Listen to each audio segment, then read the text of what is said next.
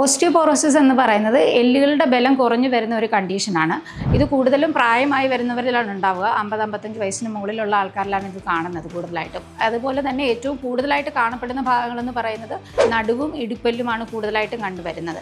അപ്പോൾ ഇവർ ഈ കണ്ടീഷനുള്ളവരിലുള്ളൊരു ബുദ്ധിമുട്ട് കൂടുതലായിട്ടെന്ന് പറഞ്ഞാൽ അവർക്ക് ഫ്രീക്വൻ്റ് ആയിട്ട് ബാക്ക് പെയിൻ ഉണ്ടാവാൻ സാധ്യതയുണ്ട്. അതുപോലെ തന്നെ എന്തെങ്കിലും വീഴ്ചയോ എന്തെങ്കിലും സംഭവിച്ചു കഴിഞ്ഞാൽ ബാക്കിൽ നടുവിലാണെന്നുണ്ടെങ്കിൽ വെഡ്ജ് കംപ്രഷൻ ഫ്രാക്ചർ അല്ലെങ്കിൽ ഇടുപ്പല്ല് ഒടിഞ്ഞു പോകുക, അങ്ങനെയൊക്കെയുള്ള കണ്ടീഷൻസ് ഉണ്ടാവാറുണ്ട്. ഈ ഒരു കണ്ടീഷന് എഫക്റ്റീവായിട്ടുള്ളൊരു ട്രീറ്റ്മെൻറ്റ് എന്ന് പറയുന്നത് മെഡിക്കേഷൻസ് ആണ് ഇപ്പോൾ പോയിക്കൊണ്ടിരിക്കുന്നത്. പക്ഷേ ഇതിലും കൂടുതലായിട്ട് എഫക്റ്റീവായിട്ടൊരു treatment pulse signal repair therapy എന്ന് പറയുന്ന ഒരു ട്രീറ്റ്മെൻറ്റ് ഉണ്ട്.